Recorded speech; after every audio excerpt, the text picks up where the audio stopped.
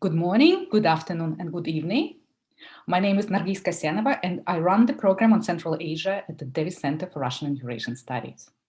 Thank you for joining us today for a discussion on law and order in Kyrgyzstan. We all have been watching dramatic developments in this republic. It is not the first time we witness an upheaval triggered by faulty elections. It is not the first time that the person who is lifted to the top is a somewhat random figure. It is not the first time the proper legal procedures are breached, not followed. However, what strikes me this time is the particularly irreverent attitude to law. And I'm saying it as a fellow Central Asian. And neglect of due process. The way the parliament extended its own term, how presidential elections were scheduled, the proposed rapid constitutional reform, acting president saying, let's not put corrupt officials in prison, just let's recover some of the money. So what is happening? What does it all mean? What is happening to the order in Kyrgyzstan? And as in other places, this order is composed of formal institutions and informal rules and networks. Do we see the shrinking, weakening of that formal component? And a question that I ask myself as well, we are discussing the kind of potential consolidation of the authoritarian regime in Kyrgyzstan. So what does this disregard for the formal will do to it? So we wanted to discuss these questions with experts, and we are very lucky to gather an amazing panel today.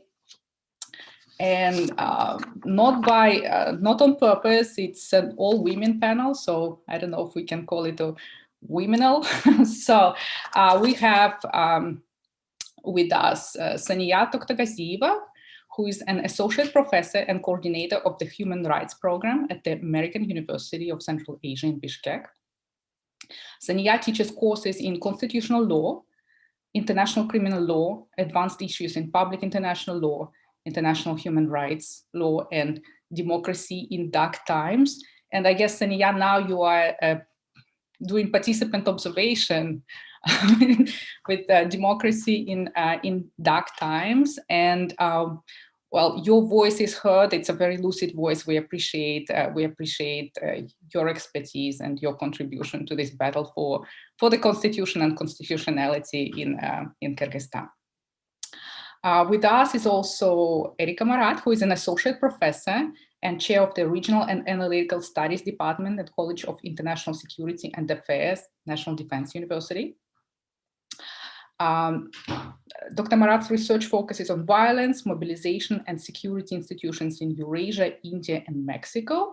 And her recent book is titled The Politics of Police Reform, Society Against the State in Post-Soviet Countries, and was published in 2018. And as a preparation for this discussion, I read, Erika, your book. It's really, really excellent. So congratulations on it again. And last but not least, we have Vera Mironova with us, who is a research fellow here at Harvard University. And Vera is an author of the book From Freedom Fighters to Jihadists, Human Resources of Non-State Armed Groups, published by Oxford University Press. And she's currently finishing a book, From Nazis, Islamists to Thieves, How Prisons Radicalize. And for this book, Vera conducted extensive fieldwork with current and former inmates in post-Soviet countries, including Kyrgyzstan. So without further ado, let me give the floor to our panelists, and I want to ask Saniya to go first and give us her thoughts on the situation with law and order in Kyrgyzstan. What's happening? Thank you, Nargis. Thank you so much for having me here, dear colleagues. So I think before we overall discuss the situation and legal system in Kyrgyzstan, it is important to ask the question to what extent Kyrgyzstan was able to establish itself as a state governed by rule of law and constitutionalism. Unfortunately, the answer for this question would be that we are still in the process of forming it. And I think it is also important to say that today's talk, I would like to start with a very important premise, meaning that legal and constitutional transformations generally, they do not happen as a big bang. Rather, it actually happens incrementally and gradually. And interestingly, the role of the judiciary and security forces, and particularly the constitutional courts, they play an important role because in such states as, let's say, South Korea, Taiwan, or Mongolia, these courts, they have become the agents of constitutional transformation. But in case of with Kyrgyzstan, unfortunately, we have a very negative experience with them. And it also shows that without the willingness of legal and political actors to foster transition, and without constitutional courts' efforts to make the text of the constitution matter, while smartly kind of facilitating the dialogue between different political actors, any reforms, legal reforms, and amendments risk to remain as facade or just play a lip service to democratic transition. Unfortunately, Kyrgyzstan, unlike, let's say, other Eastern European states, the former Soviet Union states, in Kyrgyzstan, the revolution from below never happened. And transition mostly reflected the top-down approach undertaken by former Soviet elites. I call them the communists who became Democrats over the night. And with continued strength of subnational clan identities and patronage networks. Furthermore, Kyrgyzstan have never gone through the process of decommunization. Rather, we have retained the Soviet approach to law, the elements of the Soviet law with pervasive legalism and formalism. And despite the fact that Kyrgyzstan adopted a democratic constitution, actively promoted economic and other legal reforms, we still have retained the legacy of Soviet institutions such as Prokuratura and GKNB, which is essentially the KGB. And most importantly, the public education, the educational system, particularly in legal education, continued to be grounded on Soviet style of legal education with strong emphasis on formalism, legalism, and extreme positivistic approach to law, which is also important because most of the time now, the legal experts who are now legitimizing all these illegal constitutional reforms that we're having now are also grounding their justification on this pure positivistic approach to law. So with that said, I think it is important also just to demonstrate to what extent the judiciary, particularly the constitutional courts and the security forces generally, most of the times became tools of presidents to foster their political agenda and goals. And the brightest example was essentially the first constitutional court of the Kyrgyz Republic. I call this court the tamed court. So why is it tamed? Because what they did actually, the very first constitutional courts with the chairmanship of the Abayekova, irrespective of the text of the constitution and its provisions, whether it can be ambiguous or expressed ones, they have always used the text to advance the super-presidentialism in Kyrgyzstan during Akayev's time and Bakiyev's time. The outcomes of their decisions were always predictable. However, the reasoning was not predictable at all.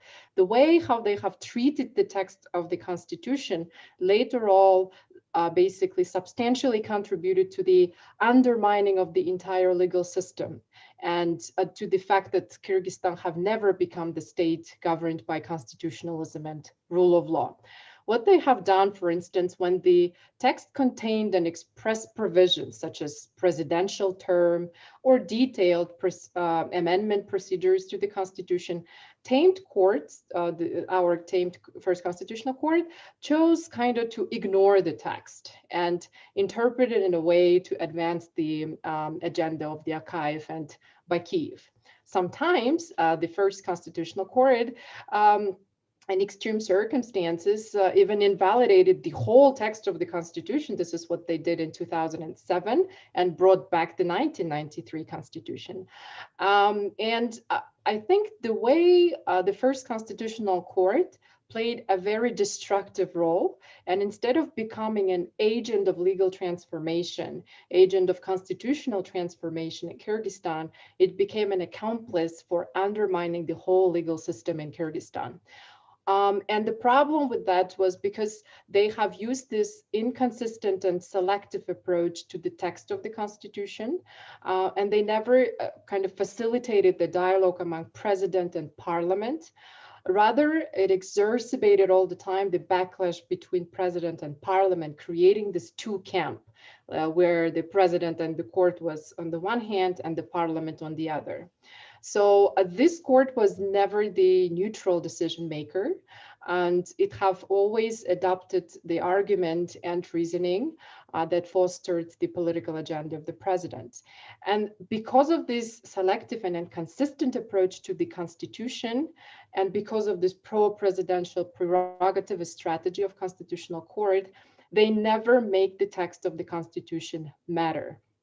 And instead, it actually promoted the total absence of constitutionalism and distrust of the parliament and of the society to the constitutional court, thus undermining the legitimacy and the credibility of the court and the legal system overall. Interestingly, after 2010, when the new constitutional chamber was established, they have started its journey with a huge exception. Essentially, they tried to become the agent of change many times. And there were very important cases involving, such as, let's say, prosecutor's office case, decrease of the interim government. However, any attempts taken by Constitutional Chamber to integrate a new concept, such as political question doctrine, where they have adopted it from United States of America and tried to integrate it in Kyrgyzstan. So such kind of efforts have been perceived by legal community, by the local lawyers and political actors very harshly. And the chamber was most of the time accused of not following the formal rules stipulated in the constitution. They were accused of kind of departing from the strict formalism, and even abused, like saying that they have abused its own power. And such kind of basically attempts taken by the constitutional court chamber kind of triggered this tension between the deputies and the judges of the chamber, where the judges were condemned by the MPs for abusing the power by not strictly following the norms written in the law on the constitutional chamber. Again, here we see this huge contrast where we have this judiciary, which is kind of trying to change the perception of the law, departing from the strict positivistic approach to a more like justice approach, but it is not was totally accepted by political actors and the legal community. And I think because of the unreadiness and immature level of other governmental institutions that were grounded on strict formalism and legalism, the consequences of the decision of the chamber led to the number of legal and political events. And unfortunately, I think because of the fact that the chamber for a certain period of time became under the pressure of the deputies and even the legal community, it kind of started following into the old habits of the former constitutional court. And this is started back in 2016, where we see when Atambayev tried to start the constitutional amendments procedure, the chamber kind of was not already that robust in its decision. Rather, it decided to kind of advance basically these amendments and let it go. And this is really bad because it again shows that that was the turning point, the 2016 decision, where chamber was no longer that robust and trying to kind of go ahead and become the agent of change. And I think the decision that was made like a day ago by the Constitutional Chamber again shows that unfortunately the Constitutional Chamber falling into the old habits of the previous constitutional court, irrespective of the fact that the current constitutional reform is being done by total ignorance of the procedural rules. Even Venice Commission have confirmed it as well. The chamber kind of decided to go along with the current regime and upheld and give the green light for the constitutional reform. And again, I think it again demonstrates that without generating a genuine political pluralism and without willingness of legal, like the local lawyers and political actors to actually foster the transition, and without the constitutional efforts to make the text of the Constitution matter, again, any reforms, even if you do these reforms every year with the help of the international community and etc., they still remain the facade one and kind of pay the lip service to the democratic transition.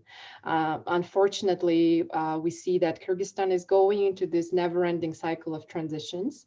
There was a very bright moment where the Constitutional Chamber tried to be the agent of change, but yet still, again, the recent events shows that the chamber is kind of falling back into the old habits of the Constitutional Court. With that saying, I think if we answer to this overall question of what is the current situation of the legal system, is that Kyrgyzstan is still in the process of transitioning and making this huge legal and constitutional transformation.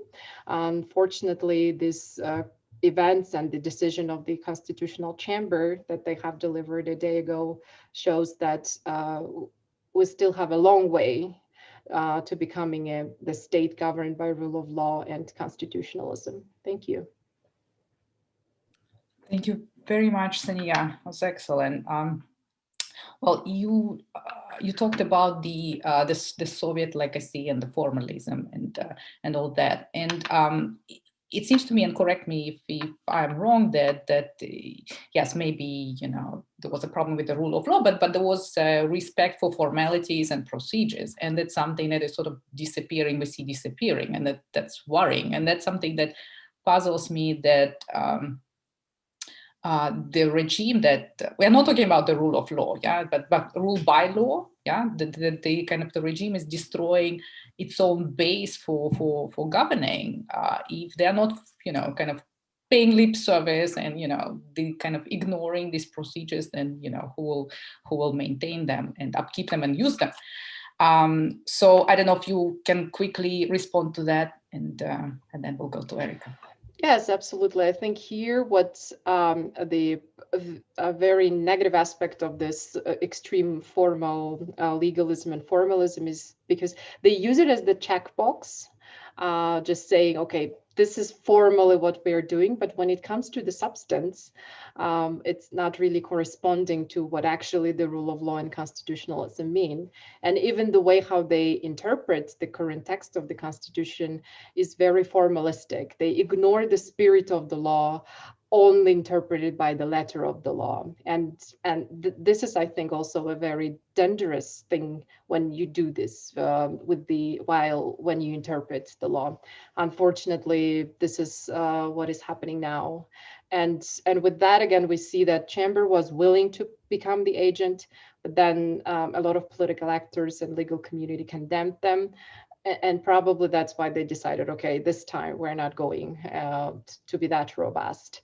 And of course, now it's a huge, massive amount of hate is going to the address of the court. I think that was the very important moment where they should have stand up and become the agent of change, but they decided not to, unfortunately. Thank you very much. Well, speaking of agents, Erica, can you tell us about the security sector and the police? What's the situation there? What's their role? Of course, thank you so much.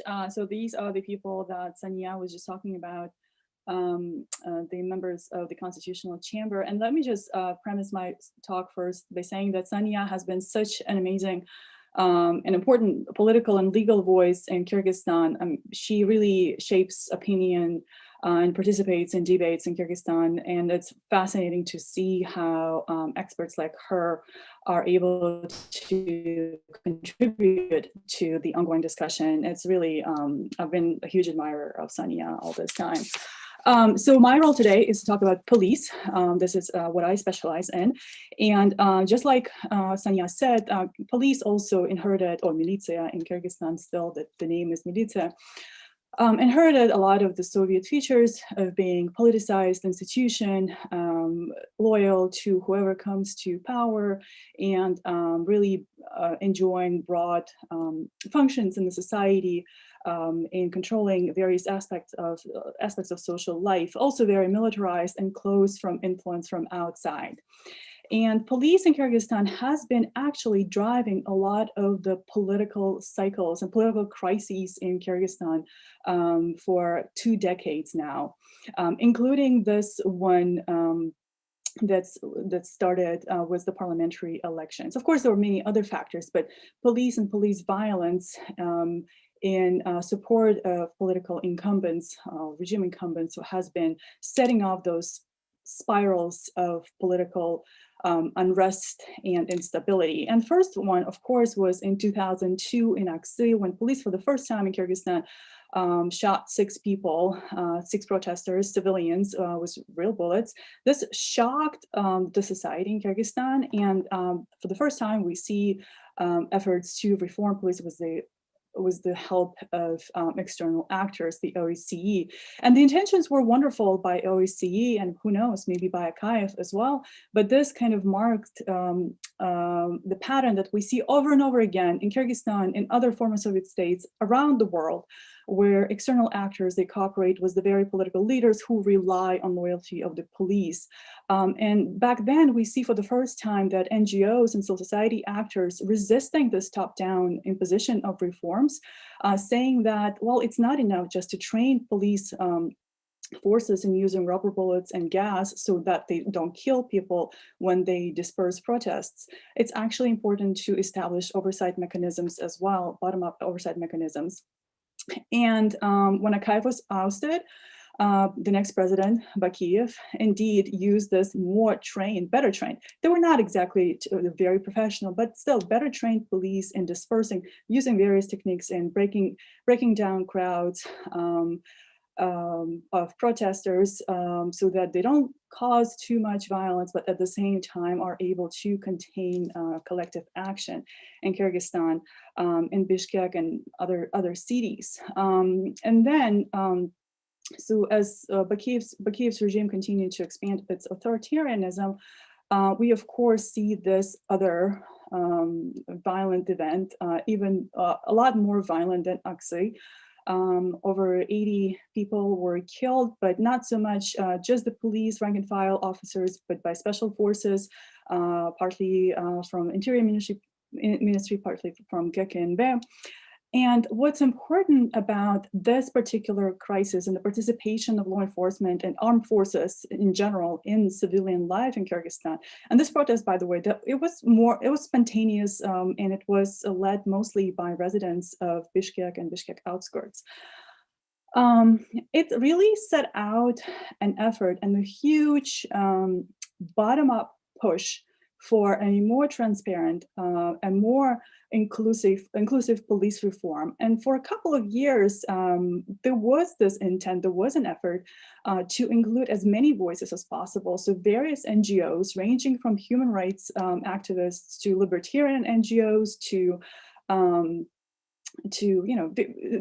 individual activists, various members of parliament. There was an attempt to create public advisory council within the Interior Ministry, and to bring a more inclusive, more transparent police reform in Kyrgyzstan. And that was one of those examples, one of those, I guess, precedents when there was a public discussion, dynamic public discussion, and some sort of consensus document was reached. And of course, nobody got everything in that consensus document, but there was a consensus document for police reform in Kyrgyzstan. Well, that was, the document was there, and I think the habit of discussing and participating in reforming police was created in the aftermath of 2010. Of course, when Atambayev came to power, he ignored most of the provisions, most of the suggestions generated as a result of those discussions, quite dynamic discussions between Interior Ministry officials and NGOs, human rights activists. And Atambayev continued to militarize police forces and continued to politicize police forces over time. But also at the same time, I think we can say that the decade between 2010 and 2020, so up until recently, it was a relatively peaceful decade. The police were not really using that much violence against public protesters until, of course, the night of October 5th, after crowds supporting opposition political parties who were not able to gain seats in the parliament, but they were rightfully expecting to win seats in the parliament in the last elections. They were, for the first time, I think in a decade, they were dispersed by Jeenbekov, who deployed, so former president Jeenbekov, who then again deployed rubber bullets and tear gas against protesters. And that, again, just like in 2010 and in 2002, we see this police violence really escalating political tensions in Bishkek and allowing a more rapid and uncontrolled developments in the city. Of course, Japarov was freed, the White House, the government headquarters were occupied. And unfortunately, Jeenbekov really miscalculated the deployment of police violence against peaceful protesters, which was the escalation of political crisis in Kyrgyzstan really led him to resign. And he was not able to contain this genie that got out of the box, even with military symbolically deploying armed forces in central Bishkek. So what I want to say with all this is, of course, as Sanya said, the developments are cyclical in Kyrgyzstan. We see greater authoritarianism than changed with more stable democratic environment in Kyrgyzstan. And against the background of this politically influenced members of the Constitutional Chamber who really missed the opportunity to move the country forward to a more inclusive and dynamic legal processes, and then interpret the law more in the spirit, as Sanya says, than in the letter, and try to actually generate a discussion in Kyrgyzstan. We, of course, see that happening at the top, but at the same time, it's not going, the protest, the desire and the motivation across a wide range of civil society actors in Kyrgyzstan is not going anywhere. It's there, and it will continue to challenge the top-down decisions in Kyrgyzstan. So in conclusion, what I want to say is that I remain fairly optimistic in what's happening in Kyrgyzstan. And I know, I'm not in Bishkek. I haven't visited Bishkek for a couple of years now, but I've been observing the debates and developments in Kyrgyzstan. And the debates and discussions are dynamic, and activism is dynamic. It's there, and it continues to gain sophistication, gain and the diversity of strong arguments, opposing arguments. There are so many legal experts in Kyrgyzstan who are voicing their opinions. So the discussion is there. And then the police is not really, police violence is not a deterrent to protests. There will be more protests, and there are limits to how much Japarov can actually do. The de facto ruler of Kyrgyzstan right now, he's not unconstrained. His initial ambition to come up with what we call a constitution and to kind of adopted in a referendum, just like the text that he proposed or whatever MPs proposed, it didn't really it didn't really fly. He wasn't able to do as much as he wanted to do. So there is a bottom-up push against it. That said, I think he will still be able to. There will still be a positive outcome for him in terms of changing the constitution to presidential, or the political system to presidential as opposed from parliamentary, and then try to come up with a different constitution. So greater authoritarianism in his hands, and he will try to win, and I'm sure he will use the same administrative resources to win presidential elections.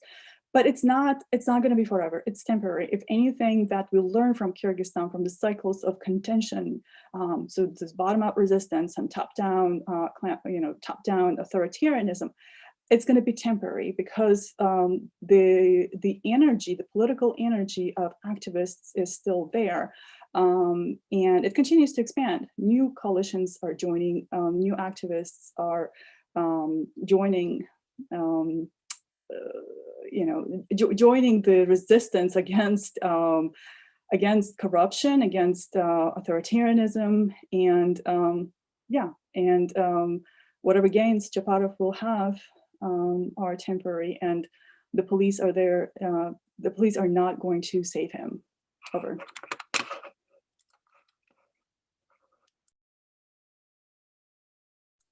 I think you're muted, Nargis. Oh, thank you so much, Erika. Okay. Well, two questions. How consolidated is the police? How disciplined? If you take, for example, regional police chiefs, do they obey to the command in Bishkek or not? And so basically, how difficult would be to consolidate powers, sort of, in control over the law enforcement bodies, and you talked about this temporary authoritarianism. You sort of predict this inevitable but temporary authoritarianism. How do you think it's going to play out in terms of Japarov and law enforcement bodies? I think the answer to the first question, they are pretty loyal to the central government, and they switch their loyalties very quickly. So the switch from Jindekov to Japarov happened almost instantaneously. And this is just something that in the habit of, just in the very structure of the Soviet police, that they're there to support whoever is in power there, to support their political reach across the country. That is not to say that sometimes mayors in smaller towns, like especially in Osh, may have greater influence over police forces in certain circumstances. And regarding how is this authoritarianism temporary, unfortunately, it's going to continue to be cycles of protests on the street and attempts to shut them down by political regime. And I hope that it's not going to be violent, but this is not something to exclude, because the tensions are rising, and the police are again going to play a central role. And this is just to say that with all the political discussions and political dynamism in Kyrgyzstan, unfortunately, there are really no venues for citizens to deliver their messages, to voices to the rulers, and therefore we see protests taking place instead of that. Thank you very much. Okay, let's move now to the prisons, to the penitentiary system, and it plays a special role in the Kyrgyz political order. So we see a lot of politicians who end up jailed, and then they come out, and we see now that they can actually go to the very top of the system. So Vera, the floor is yours.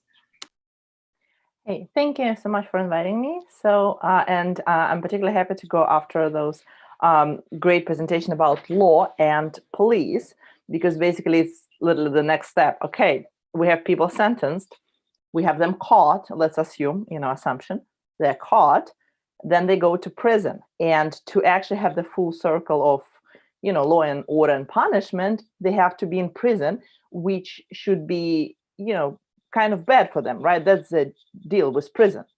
They should be punished there.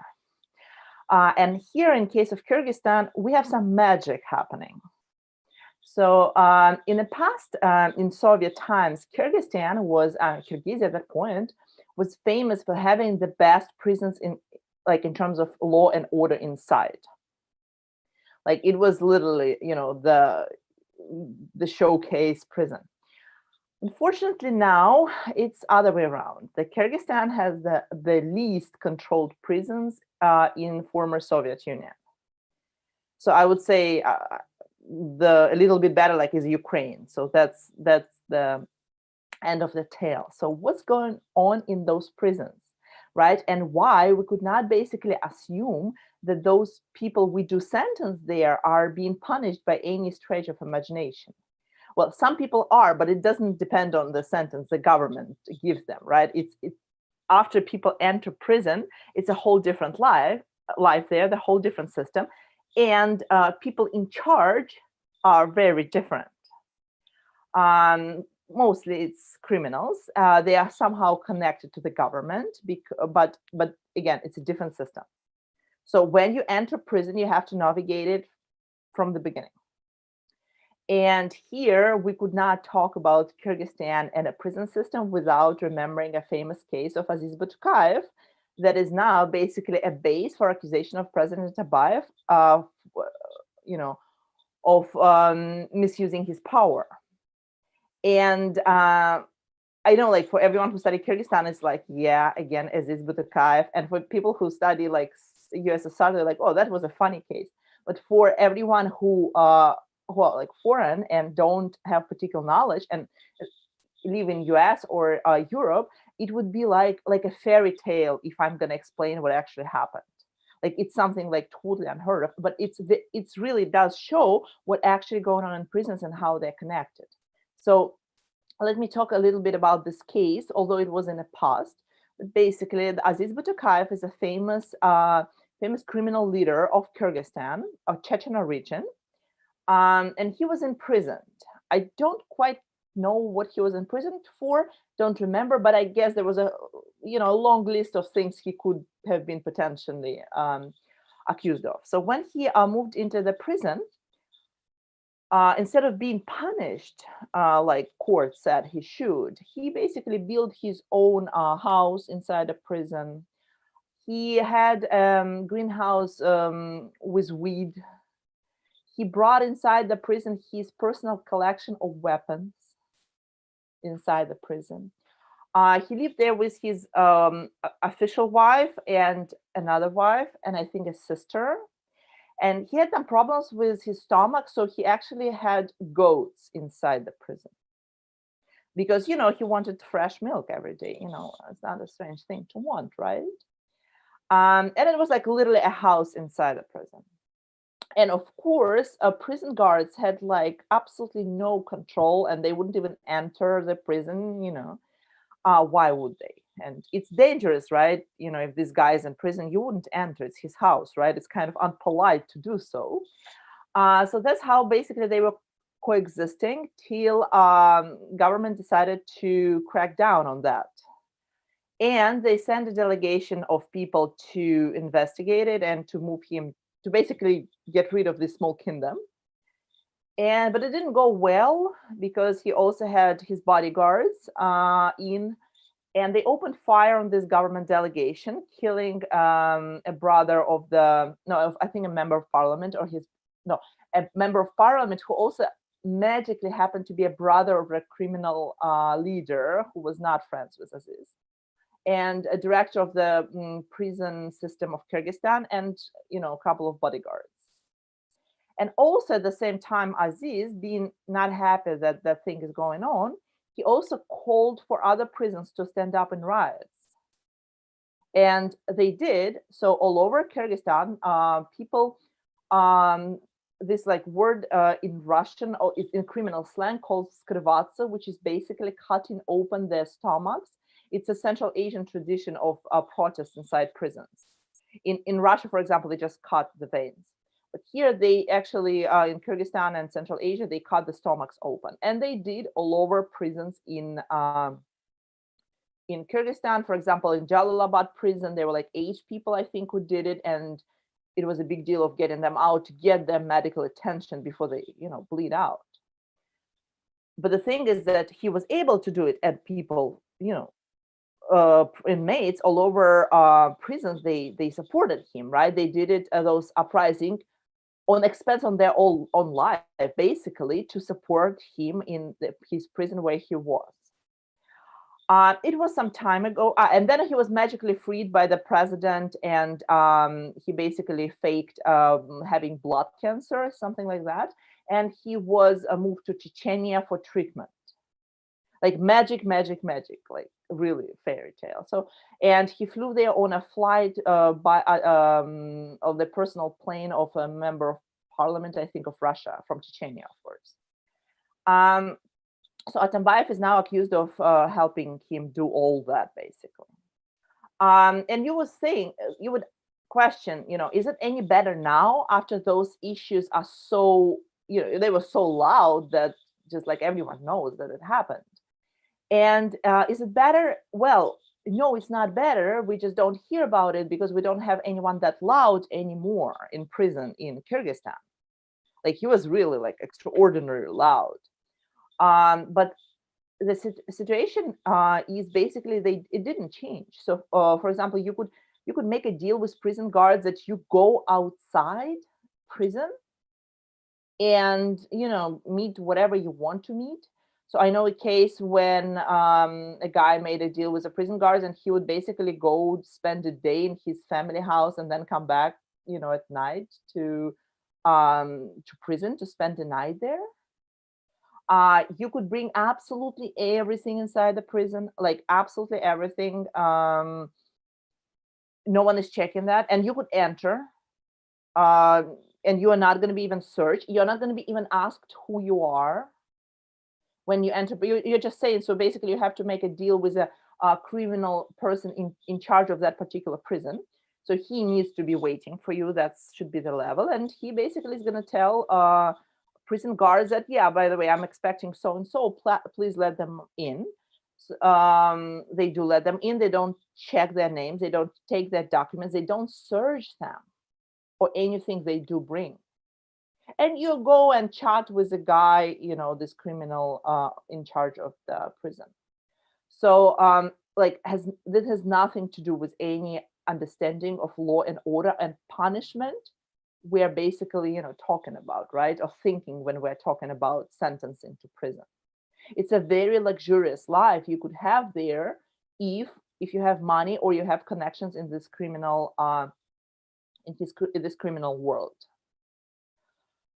Also, on the other side, there are some people who are sentenced for some, like, let's say, minor crime or drugs, who are not connected to this criminal/government world, and they are extra punished by this criminal organization inside, and they couldn't do anything to improve their situation because there is no one they could turn to basically appeal what's going on. So, for example, it's an issue with drug dealers. So if drug dealers in Kyrgyzstan get into prison, they have to pay extra money, I think, every month to the criminal leadership inside the prison, which is, it's nowhere in the books about they were sentenced for drugs. That's their punishment, right? They're not supposed to pay any criminal for anything else, but well, they do. And they don't have anyone to appeal to. So on one side, this prison system and prisons in Kyrgyzstan are not punishing anyone like as they should, and criminals who are already there, they actually could benefit from those prisons because they're extracting money from that, because they could extract money from anyone who is entering there because they are the government there. So it's a dictatorship inside the dictatorship, basically.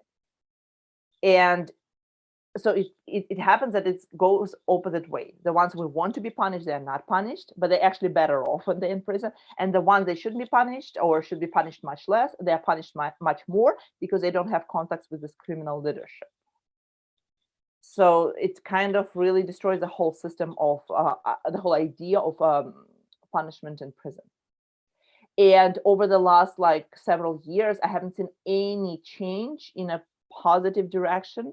There were changes related, for example, there are changes in this system inside prison relations in relation to the inmate body, because it changed.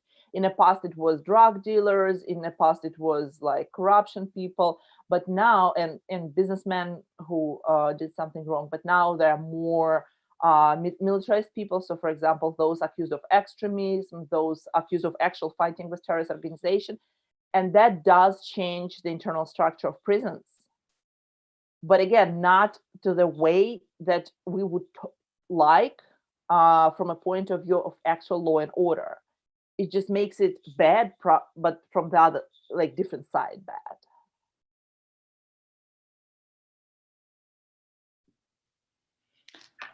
Thank you, Vera. Well, yes, prisons in the post-Soviet space, that's quite a thing in general.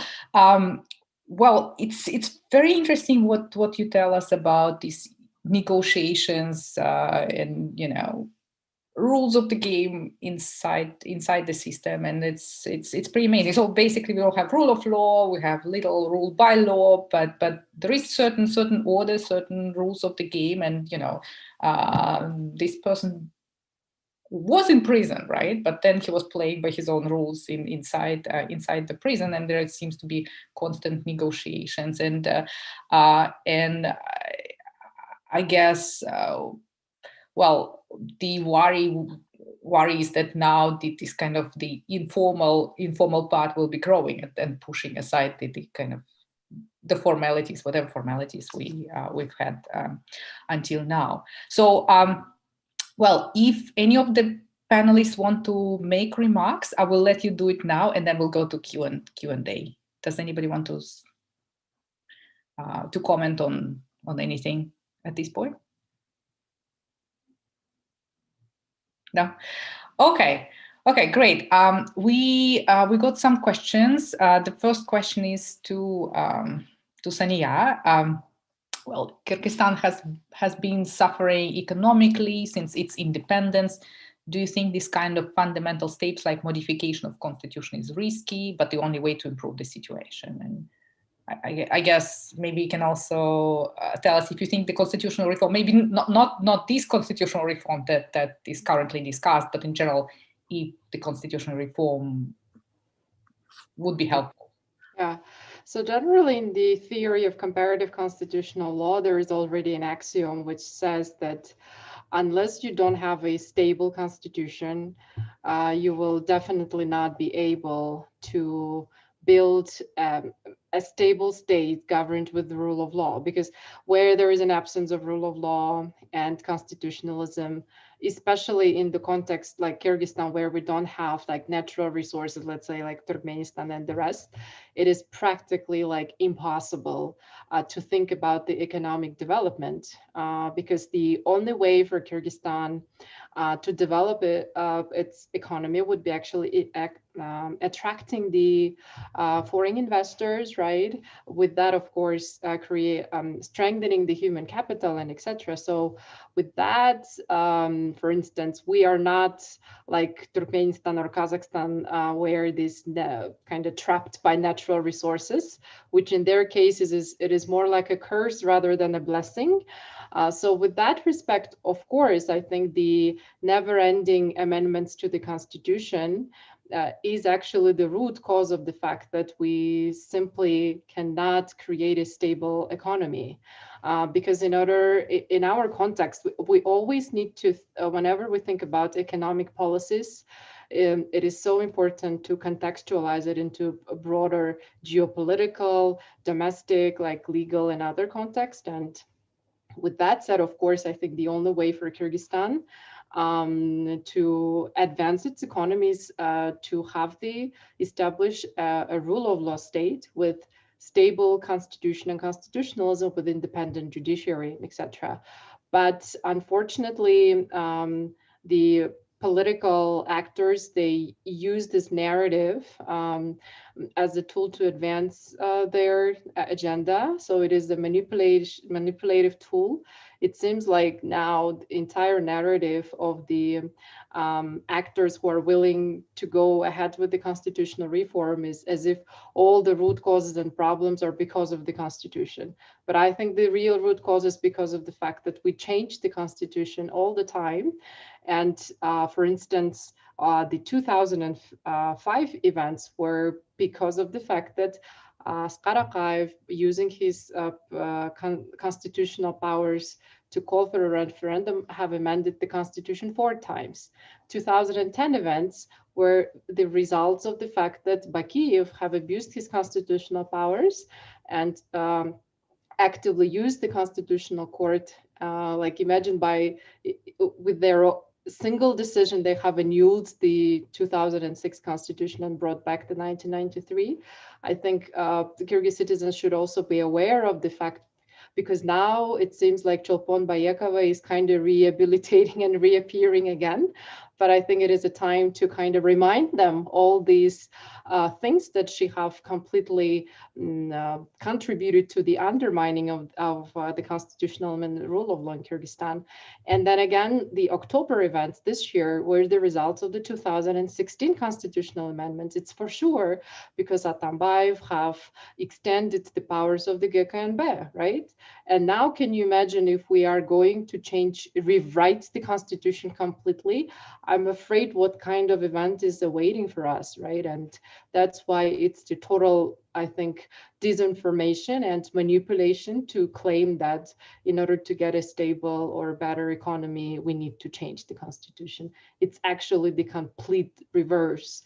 We should stop amending our constitutions if we really want to develop our economy.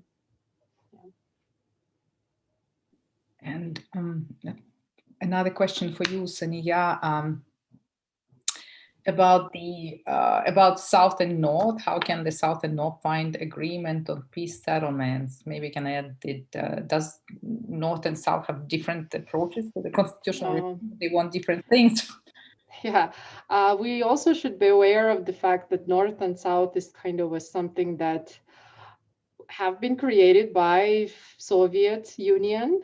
And it is still, this narrative is kind of being like imposed on us artificially. And unfortunately, our local politicians are also exacerbating this fact. Well, frankly speaking, I think if we go ahead with this constitutional reform, this is exactly what is going to exacerbate the South and North situation.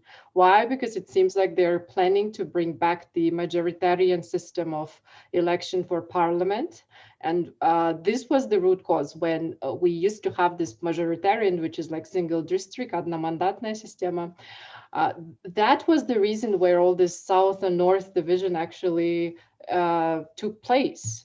And I think with the introduction of the political party system, we kind of easified it. And it kind of like, especially in the Jogorku Kengesh, this was no longer the case, the South and North division, but bringing back this basically constitution and also integrating this Narodny Kurultai, the People's Assembly, I think, oh my gosh, this is exactly what it's going to do. This body will definitely exacerbate this South and North division.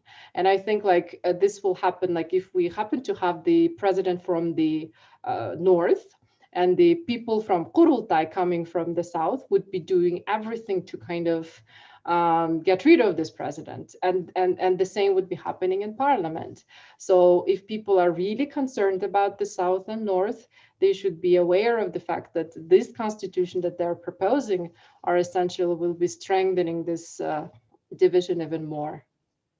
Thank you. That's a very important point, argument you're making. Well, there is a question to Vera. Vera, you mentioned that the prison in Kyrgyzstan used to be the best, and now the situation is different.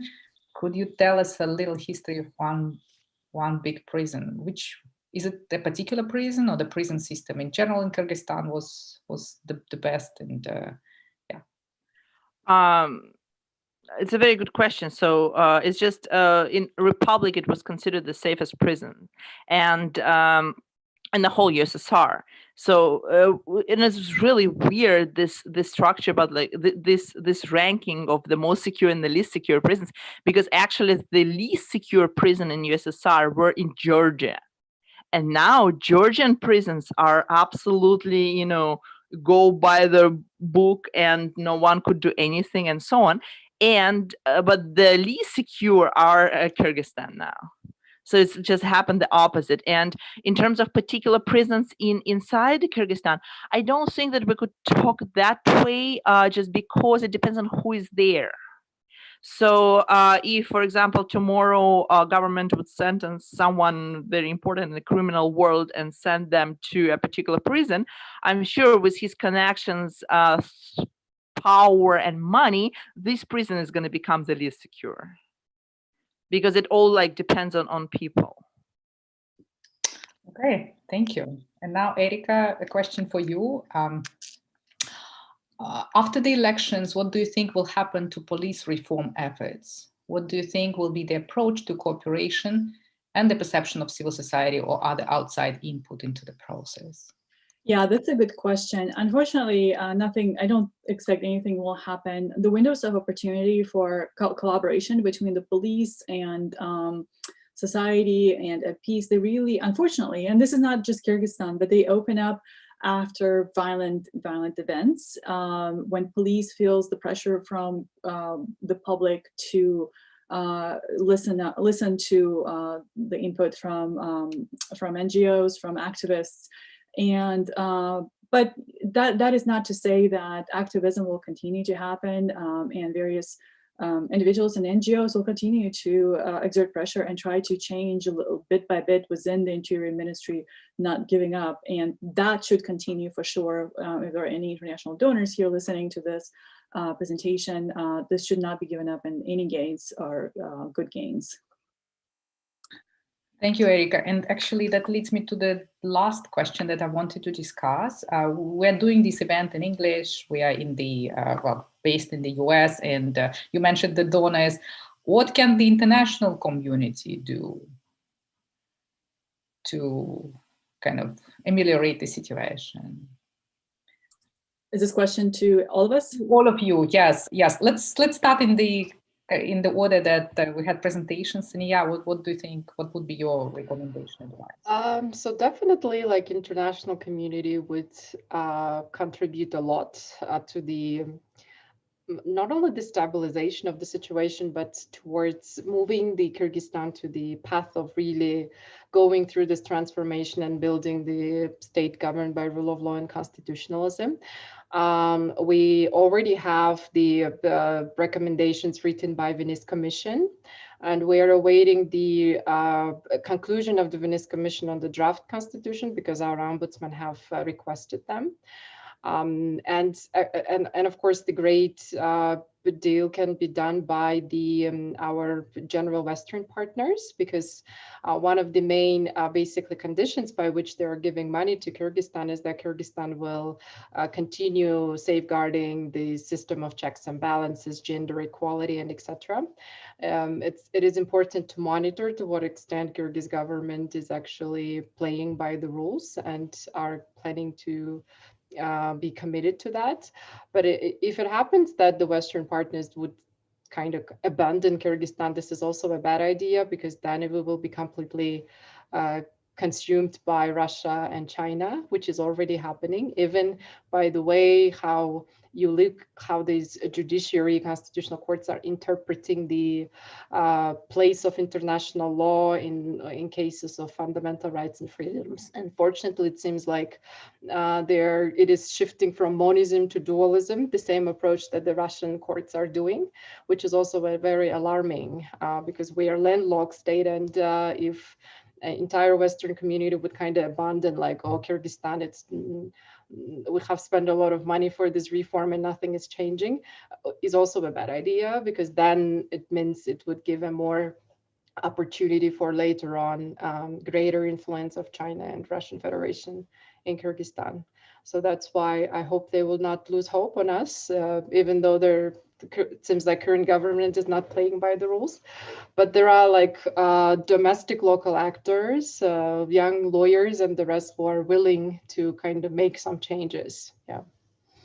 Thank you very much. So yeah, Erika, what would be your advice? Yeah, I agree with all that. I think what the U.S. Embassy in Kyrgyzstan is doing is fantastic, that they are supporting, and also EU, they're supporting procedures or electoral procedure in Kyrgyzstan in the next election, parliamentary elections, and hopefully also the referendum, and also investigations of large-scale corruption. That's great. I think when it comes to law enforcement, the reform of law enforcement of the police is not in what kind of equipment they get or even what kind of training they receive from international donors, but what kind of relations they build with civil society. And those venues should be supported and be conditional to any donor engagement from outside in Kyrgyzstan and frankly, anywhere in the world. Thank you. Thank you very much. Vera? I would also emphasize the idea of civil society control. Because in case of prisons, right now, first of all, with prisons, you could always hide saying that, oh, everything is secret. You couldn't get in. You couldn't look here and there, you know. So right now, there's a very cozy relationship between those inside a prison and those supposed to guard it. And there is like no one else, right? So they could do basically whatever because everything is secret. So we need to try basically to get some kind of a third force, at least an observer, at least someone who's going to be talking about it in between those two groups, right? So make their relations less cozy. And it could be only the civil society groups that, or, you know, from Human Rights Watch to some kind of union of inmate mothers. Like anyone who could possibly make the issues going on inside public. Yes, thank you very much. And I think we should organize something on the police reform and reform of the penitentiary system in Central Asia in the not too distant future. It's a huge topic, and I hope to have you back. We got some more questions, but unfortunately we're ran out of time. But I do hope we'll have you back. I think it was a great discussion, and thank you very much for your insights and expertise. And I want to thank the audience, those who are inside this Zoom webinar and those who are watching us on YouTube. Thank you very much.